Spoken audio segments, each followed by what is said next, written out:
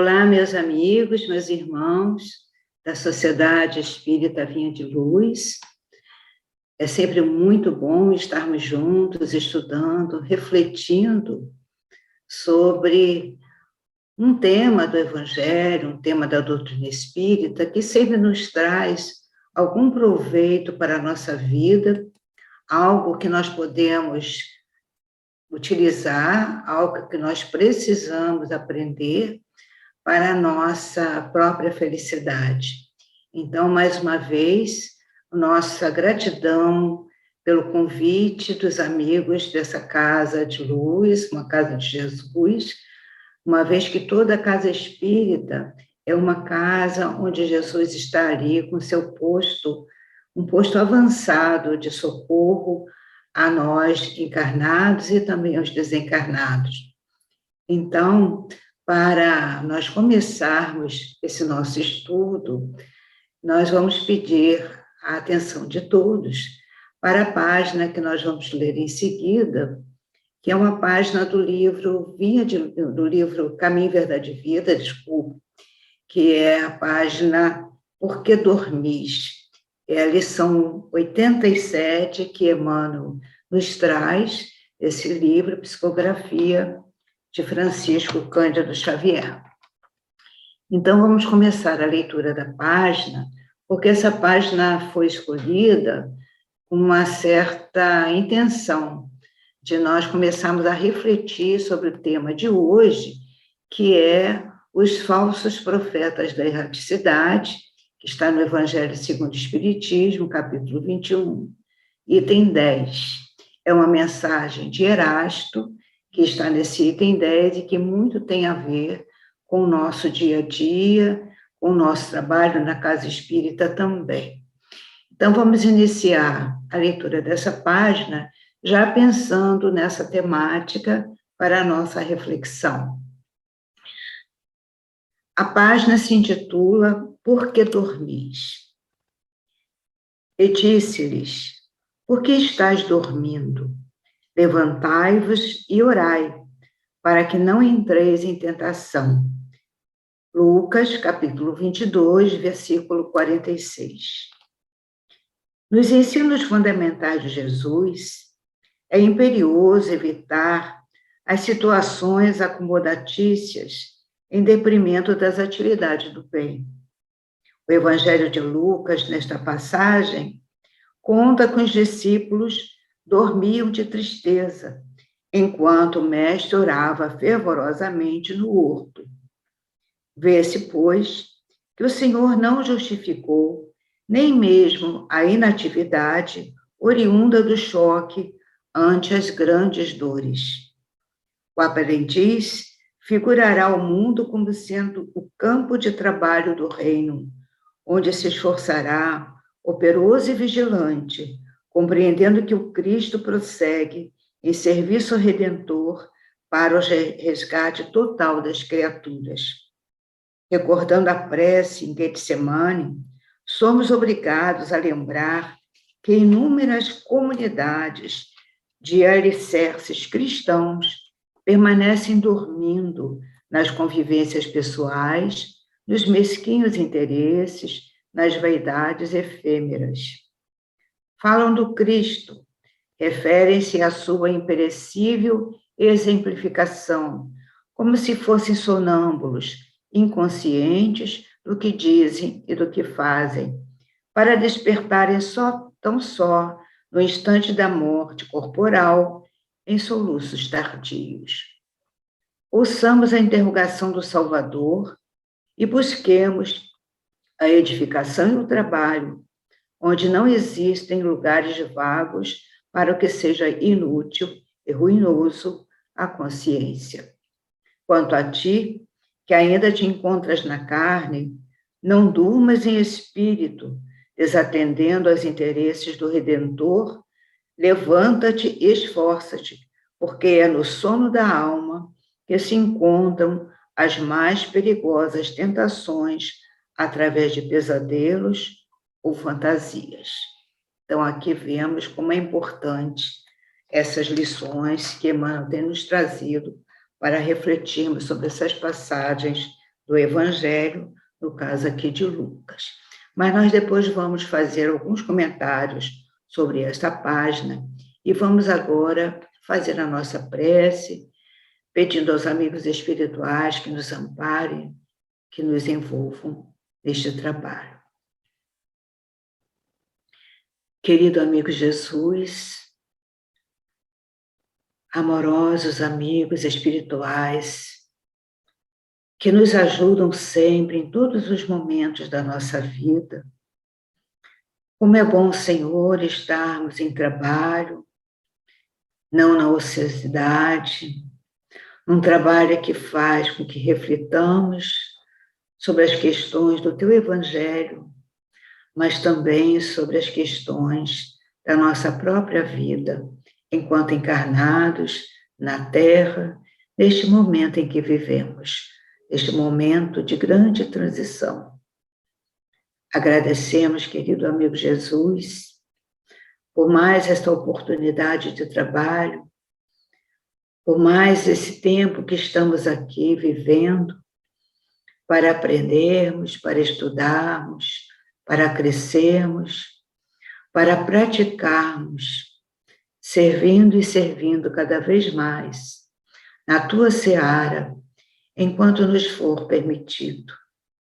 Ajuda-nos, Senhor, a compreender os Teus desígnios, que vêm do mais alto, que vêm de Deus, para que possamos atender ao nosso planejamento, para que possamos crescer como espíritos imortais que todos somos. Obrigado, Jesus. Obrigado aos amigos queridos, que todos possam ser envolvidos neste momento pela Tua paz. Que esta paz que possa estar em nossos corações, em todos os momentos de nossas vidas. Graças te damos, Senhor, mais uma vez. Que assim seja. E assim, irmãos, vamos então iniciar nosso estudo sobre essa temática dos falsos profetas da erraticidade, lembrando primeiramente que nós estamos num momento muito especial, que não é de agora, é desde há muito tempo, desde os tempos de Jesus. Então vamos nos lembrar daquele momento em que Jesus, reunidos com os seus discípulos, ele fala dos tempos difíceis que iríamos viver todos nós. Então, nós estamos nos referindo ao sermão profético, que está no capítulo 24 de Mateus, muito bem detalhado, quando Jesus fala do futuro das dores que nós iríamos passar, de tudo aquilo que nós precisaríamos ainda sofrer para que nós pudéssemos entender a necessidade do nosso progresso espiritual. Então, nesse sermão profético, nós vamos destacar o versículo 11 e 12, quando Jesus, em determinado momento, fala: muitos falsos profetas serão levantados e enganarão a muitos. E por se multiplicar a iniquidade, o amor de muitos se esfriará. Então, a gente vai entender que desde aquela época nós já estamos nesse período de grande transformação da humanidade. Não é de agora, mas agora se intensificam. Nós estamos vivendo momentos muito duros, muito cruéis, toda a humanidade. De terremotos, como diz Jesus, e nós temos aí as dificuldades que a natureza está enfrentando por causa da ação do homem, e que ela reage com os seus maremotos, com os grandes vendavais, com as destruições, os flagelos destruidores já estudados no Livro dos Espíritos por Allan Kardec. Então, nós percebemos que realmente nós estamos nesses momentos quando Jesus diz que nação se voltará contra nação, os homens se odiarão. E nós não estamos nesse momento?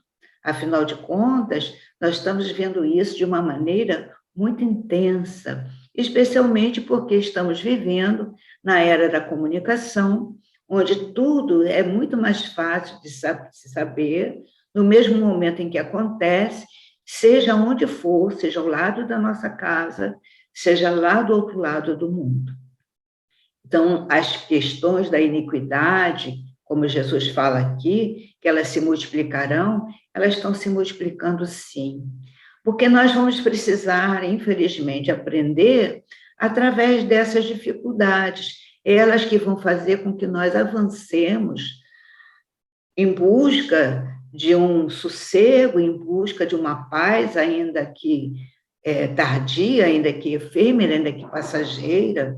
Nós vamos buscar o nosso conforto, o nosso bem-estar, a nossa saúde, diante dessas dificuldades, porque senão o homem se acomoda, como diz a página. E aí vamos ver o que Jesus fala nessa página. Ele diz assim, que nós estamos acomodados, nós somos aqueles que ainda dormem, como está lá no livro de André Luiz, Os Mensageiros, os que dormem. Nós ainda estamos adormecidos, então vamos lembrar quando Jesus fala que os mortos, deixai aos mortos o cuidado de enterrar seus mortos, porque são aqueles que estão adormecidos, distraídos, anestesiados, que não estão muito preocupados com isso, vão vivendo a sua vida sem mudar a sua rotina, sem se preocupar em fazer algo mais por si mesmo e pelo outro. Então, nesse momento que nós estamos vivendo, é preciso que nós despertemos, que nós olhemos para essa página para que nós possamos nos levantar e orar, como pede Jesus, para que nós não entremos em tentação, para que nós não sintonizemos com as forças inferiores do mal, para que nós possamos elevar a nossa vibração de modo que facilitemos a ação dos amigos espirituais para nos ajudar nos momentos mais difíceis. Nós temos visto que nós estamos num luto contínuo, de muitos desencarnes, de muitas mortes, e as pessoas que estão aí, foram afastados repentinamente de seus amores, estão num sofrimento atroz. São muitas perdas, não só a perda do convívio com aqueles que se foram, mas a perda da própria autoestima, a perda do seu trabalho, do seu emprego, do seu salário, a perda, muitas vezes, da sua condição de viver, a perda de ter o alimento à sua mesa. Então, são muitas perdas que nós precisamos considerar nesse momento, que é um momento crucial de definição. Então, é um momento que nós estamos passando de decisão. Onde nós queremos ir? A quem nós vamos seguir? Qual o caminho a tomar? É um momento de decisão. Então, lá no capítulo 1, item 10 do Evangelho segundo o Espiritismo, Fenelon vai nos dizer que o mundo está abalado em seus fundamentos. Reboará o trovão, sede firmes. Então, nós precisamos estar firmes para enfrentarmos com saúde, ainda que seja uma saúde mental, uma saúde espiritual, apesar do corpo talvez esteja adoentado, mas o espírito precisa estar firme na sua fé, naquilo que ele já sabe, naquilo que ele já aprendeu, para que possa exercitar nesse momento. Então, que nós possamos despertar para que possamos, assim, atender a proposta do Cristo, de levantar, seguir, orar, para que possamos estar em conexão com os amigos espirituais, para que nós não venhamos a cair nessas armadilhas que nos armam todos os dias, a todos os momentos. E são armadilhas, às vezes, que nós não consideramos porque são muito disfarçadas. São armadilhas que vêm recobertas como se fosse um doce. De quem gosta muito de doce, vai querer comer aquele doce, mas não sabe que ali está uma armadilha. Então, para iniciarmos efetivamente o nosso estudo, nós precisamos primeiro entender, porque pode ser que algumas pessoas ainda não tenham compreendido, o significado de duas palavras, a palavra profeta e a palavra erraticidade. Profeta, muitas vezes, é entendido como aqueles que fazem adivinhação, aqueles que vão prever o futuro, e não é somente por aí. Então, nós precisamos atualizar esse conceito de profeta para que possamos entender melhor. Então, o profeta é aquele que traz a mensagem de Deus, que traz a mensagem dos espíritos superiores, que estão ligados a Deus. A missão deles de instruir os homens, de trazer orientações, de trazer as notícias do mundo espiritual e as revelações. Então, nós podemos dizer que profetas são os médiuns, aqueles que são intermediários, que servem como intermediários dessas notícias do mais alto do mundo espiritual. Então, são os médios. Os médios daquela época, que eram considerados profetas, porque não havia essa palavra no dicionário deles, então eram profetas. Mas hoje nós sabemos que nós podemos considerar essa palavra interpretando como os médios da atualidade. A outra palavra, erraticidade, é uma palavra nova, que não está no dicionário da nossa fala do cotidiano. Mas erraticidade é aquela condição do espírito que está desencarnado, que está à espera de uma encarnação. É aquele que fica como que, nesse aguardar, ele fica sem lugar certo. Pode ser que ele esteja em determinado lugar para aprender alguma coisa, dali ele pode passar para outra situação, de acordo com o seu nível de espiritualidade, de acordo com a sua evolução espiritual, de acordo com o seu progresso moral.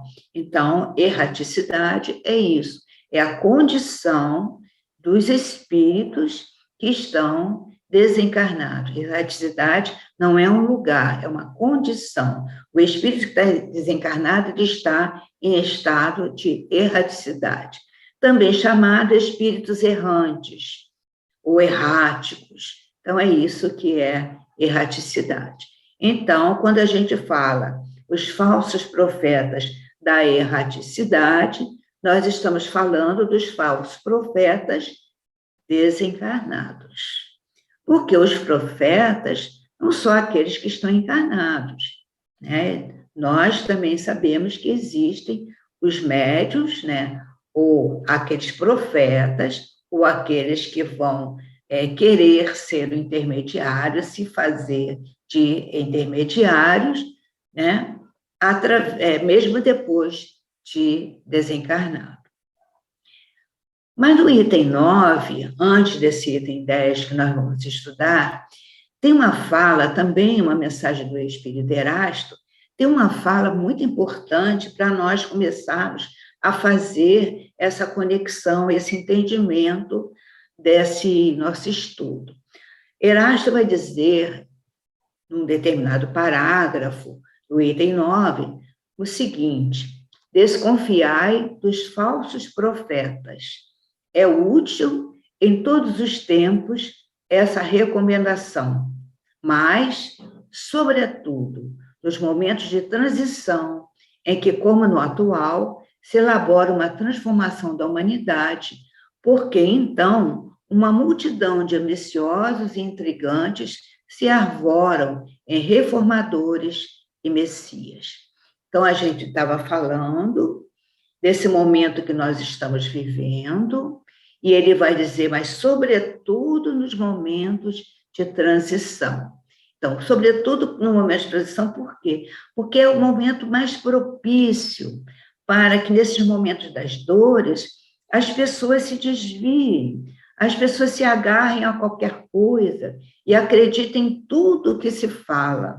Então, hoje em dia, com a internet, nós temos visto como nós temos encontrado mensagens que não são exatamente muito boas, que não são úteis, que não vai trazer benefício para ninguém. São coisas muito difíceis.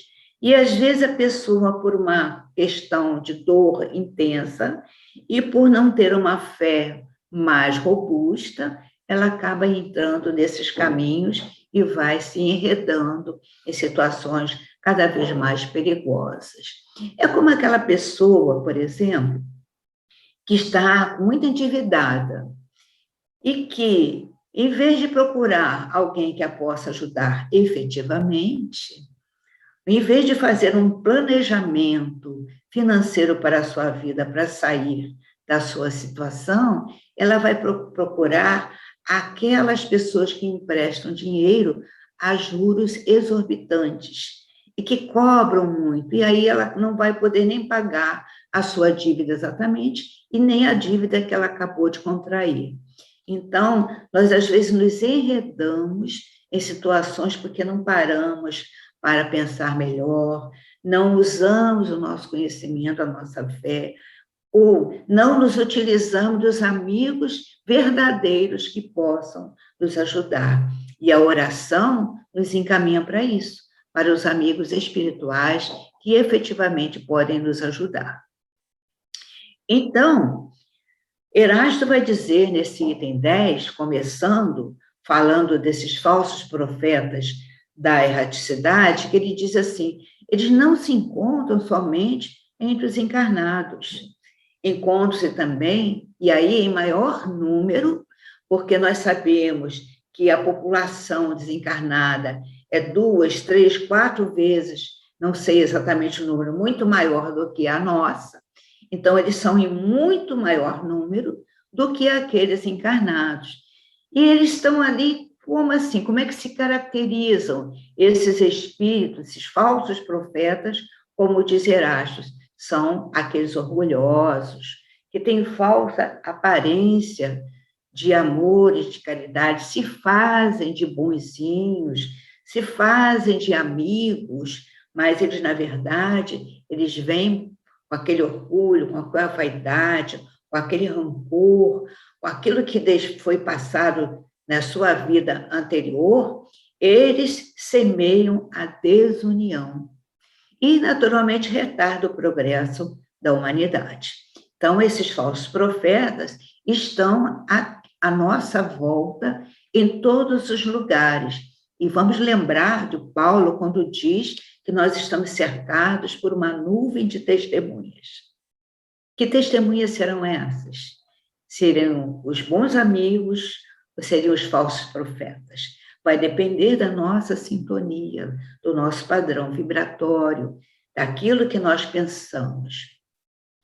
E Erasto vai continuar também dizendo que eles, lançam de maneira sutil ideias absurdas. E aí a gente vê tantas seitas e tantas ideias, tantos conceitos, não só filosóficos, mas políticos, que o homem de bom senso vai ver que aquilo é um absurdo. Mas há aqueles que vão como que uma onda, seguindo sem pensar muito, e vão aderindo a essas ideias. E depois que eles fazem isso, eles fazem isso de uma forma, e os médios aqui da Terra aceitam essas ideias. E aí a gente vê os médios que se fascinam, que deixam abrir essa grande brecha onde eles atuam para lançar a semente da discórdia, da desunião.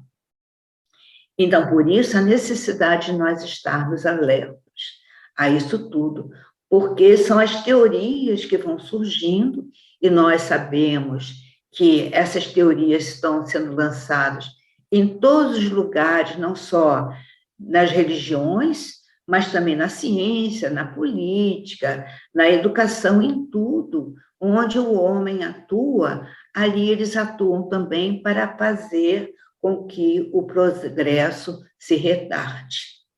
Então, é a ação deles para que nós possamos nos atrasar.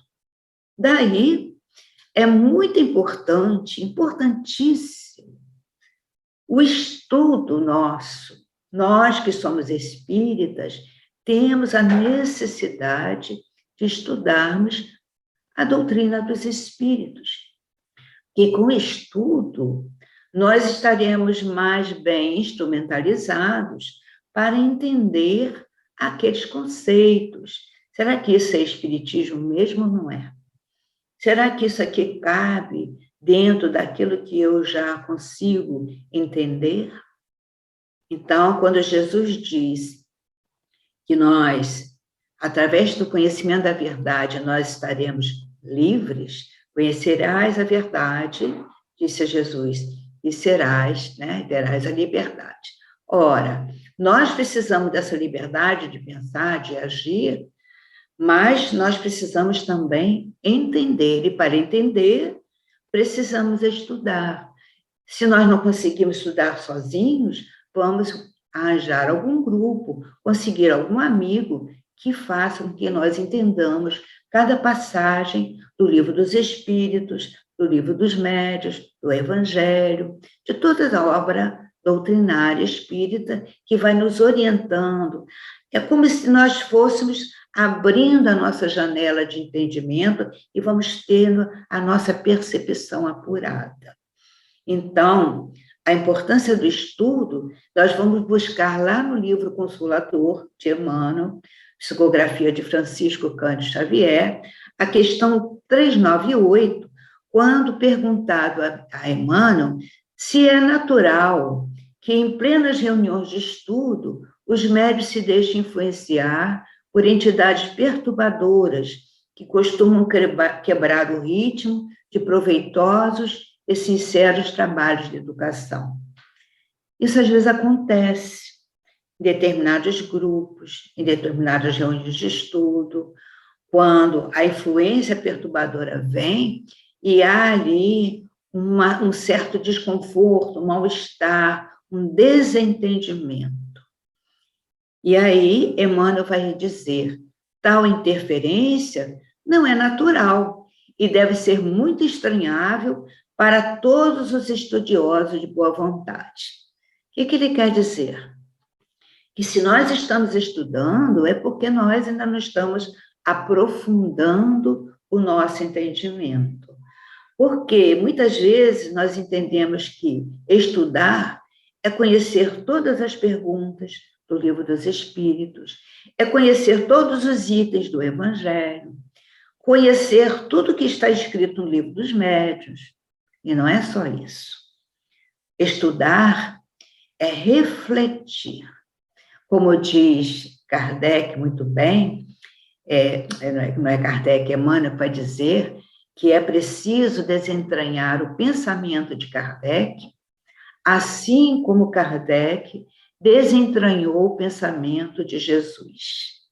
Então, nós precisamos tirar dali, de cada estudo que façamos, alguma coisa de reflexão que possa se enquadrar, se encaixar na nossa vida. O que isso tem a ver comigo? O que eu posso aprender com essa lição? Onde eu posso colocar isso na minha vida?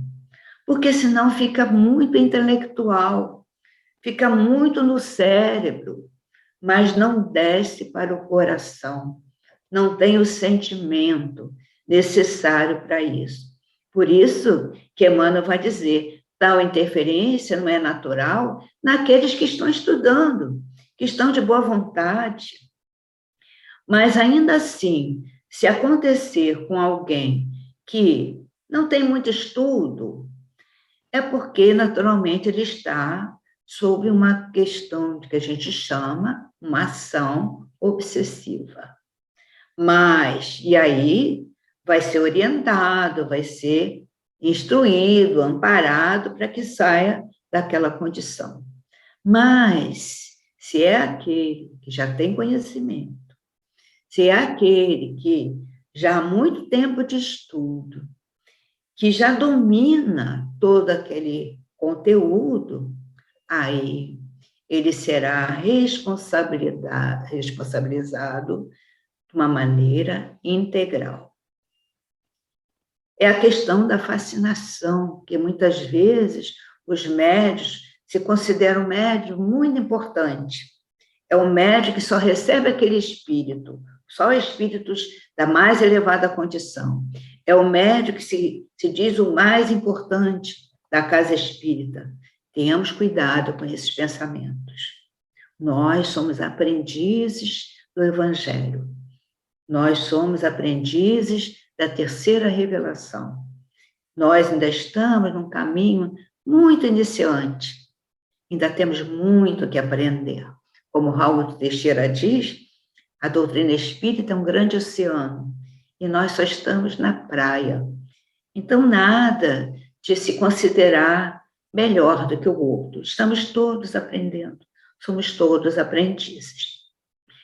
Mas a ação dos falsos profetas, como diz Erasto, que são eles que ressemeiam esses antagonismos entre os grupos, e a gente sabe de histórias, infelizmente, de grupos que estão em conflito, de centros espíritas que estão em dificuldade de entendimento, de grupos familiares, de grupos de trabalho, porque eles querem que haja um isolamento e que se olhem com uma certa, assim, prevenção, um certo preconceito. Aquele grupo ali, aquelas pessoas, eu não me entendo com elas, não. Aquelas pessoas não servem para o meu convívio. Então, isso vai fazendo com que haja grupos isolados e vão perdendo força, e esses espíritos vão agindo de maneira mais fácil. É assim, mas da mesma forma que isso acontece e que é difícil para se viver, isso é uma forma também de se entender que se esses espíritos estão fazendo isso, é porque não são espíritos bons. É uma forma, como dizia Erasto, de se desmascarar esses espíritos, esses falsos profetas. Porque se eles fossem bons, não fariam isso. Erasto vai dizer, porque, procedendo assim, eles mesmos dão um formal desmentido às suas pretensões. Cegos, portanto, são os homens que se deixam cair em tão grosseira cilada. Eles, na verdade, são cegos, porque não perceberam ainda que mais cedo ou mais tarde, aquela situação para eles vai ter um fim, vai ter um basta. Eles não vão agir de uma maneira indefinida e infinita, há um fim. Eles são cegos também. Eles são cegos querendo guiar outros cegos. Mas eles vão precisar parar um dia, quando eles despertarem, quando houver uma coisa, um fato, alguma situação que vão tirá-los desta condição de falsos profetas. Nós vamos lembrar da história que está no livro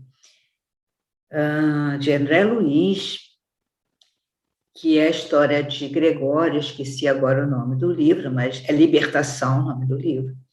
Quando Gregório, que é o senhor das trevas, aquele que é o grande justiceiro dos espíritos, que se sentem em culpa e por isso mesmo são arrastados para esses tribunais de Gregório para fazer justiça, há um momento em que Gregório desperta, há um momento em que ele é levado a reconhecer que está num caminho errado, não é por ali. Nós vamos também lembrar da história do filho pródigo, que depois de passar por tantas dificuldades, ele cai em si e volta. Então, todos nós que estivermos num momento difícil como esse, nós um dia voltaremos para a casa do Pai. Então, todos nós estamos sujeitos a isso. Não é porque nós estamos estudando a doutrina dos espíritos que nós estamos livres desses assédios. Não, pelo contrário. Nós somos alvos muito bons para eles. Eles querem justamente nos atingir. E é preciso muito cuidado. Mas, afinal de contas, como é que nós podemos reconhecer um falso profeta? É preciso que nós busquemos esses ensinamentos. Porque, às vezes, não é muito fácil, a ação deles é muito sutil. Eles agem com grande sutileza. Eles não se mostram totalmente, eles se disfarçam. Eles agem por trás, às vezes, de outros. Eles usam de artimanhas, são muito inteligentes. Então, como é que nós vamos reconhecer um falso profeta? Então, aí, nós vamos buscar a orientação de Erasto, Espírito Erasto, esse item 10 do Evangelho segundo o Espiritismo, quando ele diz assim: há, porém, muitos outros meios de serem reconhecidos. Ou seja, quando nós identificamos que alguma coisa de ruim está acontecendo, é sinal que as orientações espirituais não estão boas.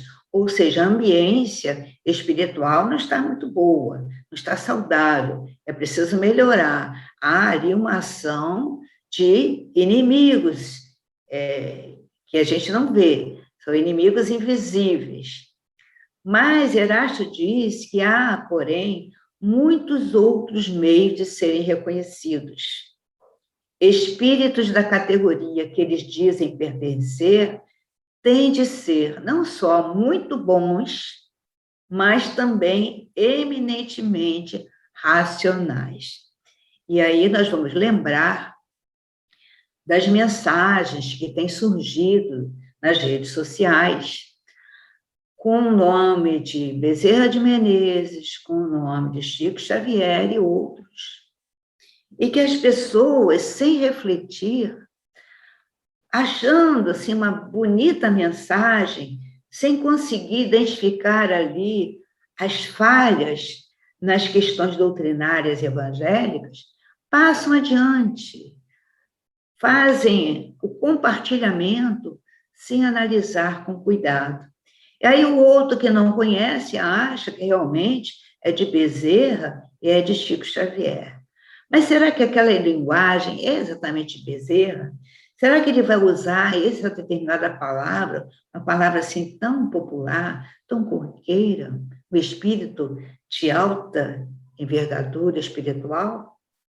Será que Chico Xavier vai falar dessa forma? Então, nós precisamos saber analisar essas mensagens.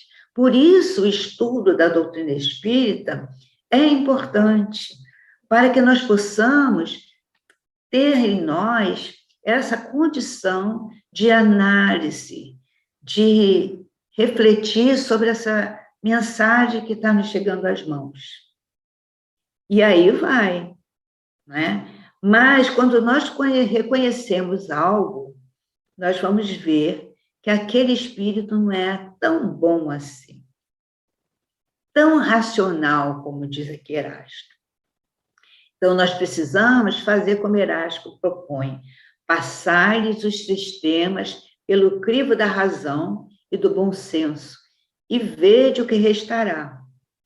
Concordai, pois, comigo, todas as vezes que um espírito indica como remédio aos males da humanidade, ou como meio de conseguir-se a sua transformação, coisas utópicas, impraticáveis, medidas pueris e ridículas, quando formula um sistema que as mais rudimentares noções da ciência contradizem, não pode ser senão um espírito ignorante e mentiroso. Então, muitas vezes, nós recebemos e são inspirados por esses espíritos que querem a discórdia, o retardo do progresso da humanidade. Essas pessoas são inspiradas a ter ideias para tratar os males da humanidade de uma maneira utópica, ou seja, uma maneira que não é real, que não é, na prática, não funciona, que a ciência contradiz. Então, esses espíritos, nós podemos catalogá-los como ignorantes e mentirosos, e nós precisamos simplesmente não aceitar, não considerar aquela mensagem, aquela orientação para nossas vidas.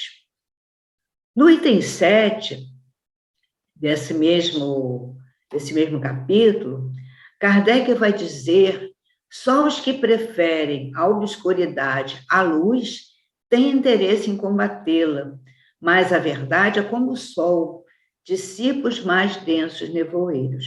Então, quando nós submetemos ao crivo da razão, do bom senso, como diz Erasto, nós vamos ver que muitas coisas não conseguem ficar muito claras quando nós iluminamos com bom senso, porque somente aqueles que estão na escuridão, que preferem a escuridão, não querem a luz, porque combatem a luz. Eles estão na escuridão, eles vão preferir o quê? Os momentos de nevoeiros, de densidade, aquilo que é mais rasteiro, onde os espíritos inferiores lá estão. Por outro lado, diz Erasto, crede que se nem sempre os indivíduos apreciam a verdade, esta é sempre apreciada pelo bom senso das massas, constituindo isso mais um critério. Então, vamos ver o que diz a massa, né? O que diz o grupo maior. E aí ele mesmo sugere que se busque a introdução 2 do Evangelho segundo o Espiritismo, quando Kardec vai falar do controle universal do ensino dos espíritos. Então, Kardec coloca: quis Deus que a nova revelação chegasse aos homens por um caminho mais rápido e mais autêntico. Por isso, encarregou os espíritos de levá-la de um polo ao outro, manifestando-se por toda parte, sem conferir a ninguém o privilégio exclusivo de lhes ouvir a palavra. Um homem pode ser enganado, pode enganar-se a si mesmo.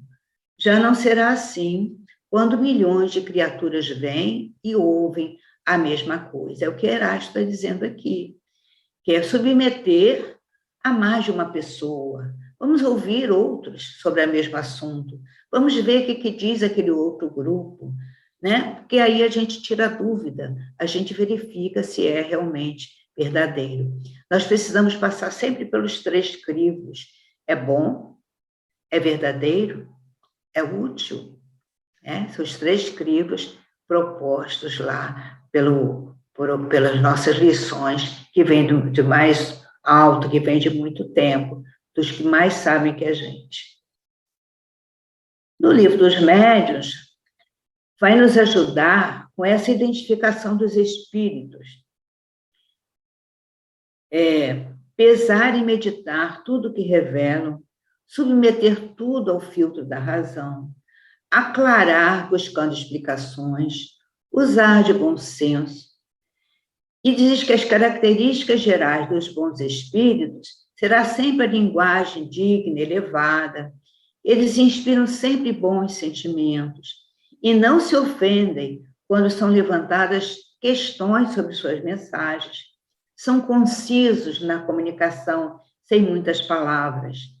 E as características gerais dos espíritos inferiores refletem as paixões humanas, usam de expressões que denotam arrogância, baixeza, apresentam princípios que vão de encontro ao bom senso, facilmente predizem o futuro, mas a gente não está vendo isso.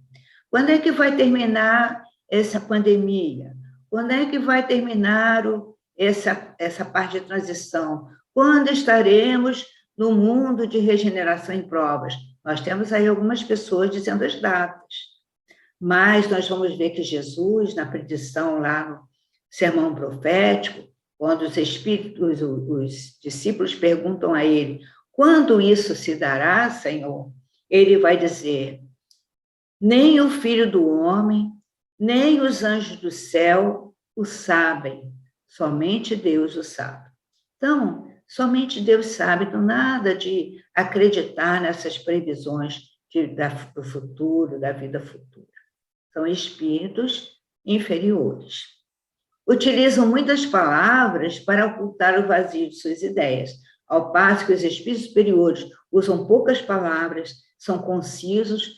Os espíritos inferiores enchem de muitas palavras, que aí oculta realmente o vazio de suas ideias e oculta o verdadeiro sentido onde eles querem nos levar.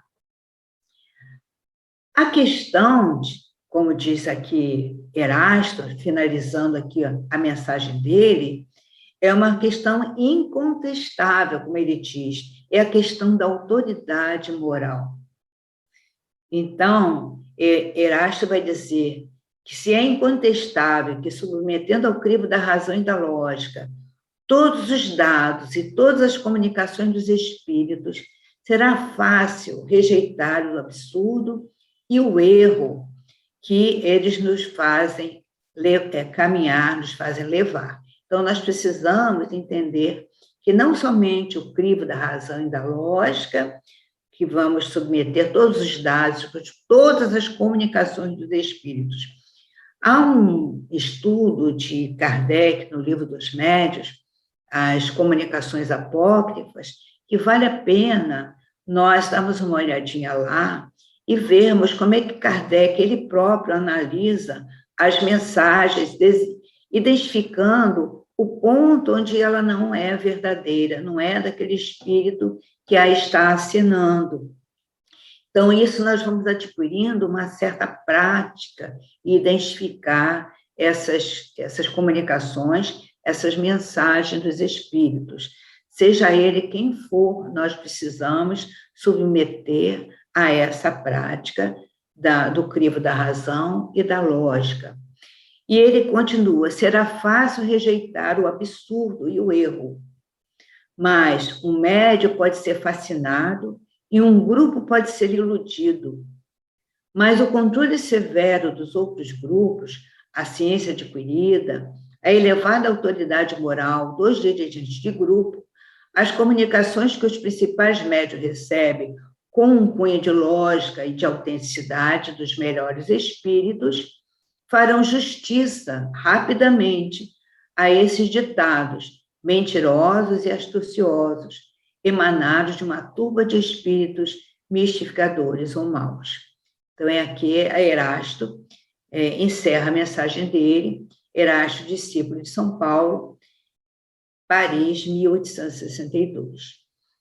E aí me faz lembrar um livro de uma trilogia de Manuel Filomeno de Miranda, Amanhecer de uma Nova Era, onde no prefácio está colocada uma questão muito interessante em relação a esse assédio que os grupos espíritas sofrem desses profetas, desses espíritos que trazem a discórdia, a disseminação de tudo aquilo que não é bom para o grupo, da separação, de tudo aquilo que vai ferir exatamente o progresso daquele grupo. Então, lá está um trecho que nós destacamos, que é muito importante também para a nossa reflexão. Diz assim Manuel Filomeno de Miranda: ótimos teóricos e observadores do que se passa à volta, quando se trata de questões que lhes ferem diretamente os interesses, deixam-se arrastar pelo ressentimento, pela ira, que se transforma em cólera que os intoxica, tornando-se de fácil manejo por aqueles aos quais deveriam oferecer resistência. De quem Manuel Filomeno de Miranda está falando? Dos falsos profetas? Não. Está falando dos médiuns, dos espíritas, dos grupos espíritas que, por essa questão dos próprios sentimentos de ressentimento, que não cuidam da sua elevação espiritual, que cultivam a ira, que cultivam a cólera, isso vai intoxicando o companheiro, que se torna, então, fácil manejo, como diz Manuel Filomeno Miranda, por aqueles aos quais deveriam oferecer resistência. Então, muitas vezes, a casa espírita que sofre esses assédios precisa atentar para esses cuidados de fraternidade, de oração constante, de amizade realmente pura, de fazer com que todos se entendam, que todos se harmonizem, para evitar essa invasão, e muitas vezes uma invasão organizada de espíritos para destruir o trabalho sério daquela casa. Esse livro trata justamente de um trabalho que é feito para cuidar, né, para ajudar uma casa espírita que foi atacada por esses espíritos que querem destruir aquela casa. E esse trabalho, não só aquela casa, mas outros trabalhos afins aqui na Terra, e todo esse trabalho, esse espírito é um espírito muito difícil, e que traz um grande grupo de outros espíritos que o obedecem e que atacam essa casa espírita e atacam todo esse grupo. Então, nesse livro, trata dessa história, e o mais interessante é saber que esse trabalho está sendo orientado por Francisco de Assis. Então, é muito importante que nós nos liguemos aos amigos espirituais para nos livrarmos desses assédios, porque eles estão por toda a parte. Para concluir esse nosso estudo e essas reflexões, nós vamos lembrar, e vamos ler aqui para vocês, o que está em Mateus, capítulo 7, versículos de 15 a 20, que é Jesus falando para nós. É preciso que nós nos aproximemos muito desse mestre de amor, que tudo faz para nos ajudar, mas que nós, às vezes, nos afastamos, não sintonizamos com ele. Então, ele vai nos alertar dizendo assim: acautelai-vos dos falsos profetas, que vêm até vós com vestes de ovelhas, mas por dentro são lobos vorazes. Por seus frutos os reconhecereis. Porventura colhem-se uvas dos espinheiros ou figos dos abrolhos? Dessa forma, assim, toda árvore boa produz frutos bons, mas a árvore má produz frutos maus. Uma árvore boa não pode produzir frutos maus, e uma árvore má não pode produzir frutos bons. Toda árvore que não está produzindo fruto bom é cortada e lançada ao fogo. Logo, pelos seus frutos as conhecereis. Então, Jesus é muito categórico aqui em nos dizer para nós tomarmos cuidado, para verificarmos os frutos que estão sendo oferecidos, para nós identificarmos de onde vêm esses frutos, que árvore ela está, de onde ela está, esse fruto está saindo. Então, se eles são bons, então vamos aceitar as orientações que estão vindo, porque essa árvore é boa.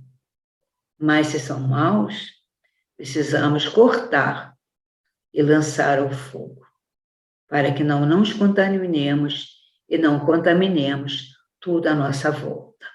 É preciso muito cuidado, mas também é preciso atenção plena para que possamos identificar em nós também aquilo que precisamos retirar para sempre darmos frutos bons. Assim, meus irmãos, ficam aqui as nossas reflexões. Acordemos, despertemos, como propõe Jesus, para que a todo momento possamos estar prontos a servir e a servir com Cristo. Nós vamos agora pedir a todos que se unam conosco numa prece, de agradecimento por esses momentos que passamos aqui, refletindo com Jesus, refletindo com os amigos espirituais sobre essa temática de grande importância para todos nós. Assim, Senhor Jesus, Mestre de infinito amor, querido amigo de todas as nossas horas, como é bom estar contigo, como é bom sentir a tua presença entre nós, como é bom aprendermos, sabermos, para nos libertarmos dessas amarras, da nossa própria ignorância. Como é bom, Senhor, estarmos unidos em pensamentos. Há irmãos que desejam o nosso progresso, daqueles que vibram pela nossa vitória sobre nós mesmos. Ajuda-nos, Senhor, a compreender sempre esses caminhos que precisam ser feitos em direção a Ti, em direção à Tua luz. Agradecemos profundamente por todo amparo, por toda ajuda que temos recebido dos amigos espirituais, envolvendo a todos aqueles que aqui estamos neste momento e aqueles que possam acessar esse trabalho, sentir essas vibrações de paz, de harmonia, nesse instante em que estamos encerrando este nosso trabalho. Obrigado, Jesus, ser conosco em todos os momentos da nossa vida e que possamos, em Teu nome, encerrar esse nosso trabalho. Graças a Deus. Assim, irmãos, a nossa gratidão sempre por termos estado juntos, que nós possamos meditar sobre as questões do Evangelho, que o Evangelho é um roteiro de vida que nos dá possibilidade de vencermos as dificuldades do caminho. E assim, encerrando aqui, desejando a todos muita paz, que Jesus nos abençoe a nós todos, neste momento e sempre. Graças a Deus.